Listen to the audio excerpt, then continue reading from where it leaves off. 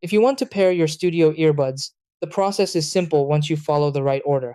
First, make sure the earbuds have enough charge by placing them in the case for a few minutes.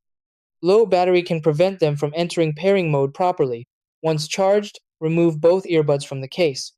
Most studio models will automatically enter pairing mode, which you'll know by a blinking LED light. If they don't start blinking, press and hold the touch surface on one earbud for a few seconds until the light begins flashing. Next, open the Bluetooth settings on your phone, tablet, or laptop and make sure Bluetooth is turned on. After a moment, you should see the earbuds appear in the available devices list, usually under a name like Studio Neo, Studio ET, or something similar.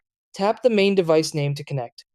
If you see an option labeled LE, avoid that one and select the regular listing instead. Once connected, the blinking light will typically turn solid or slow down, confirming the link. Play audio to test the sound, and tap the earbuds to confirm controls like play and pause are working.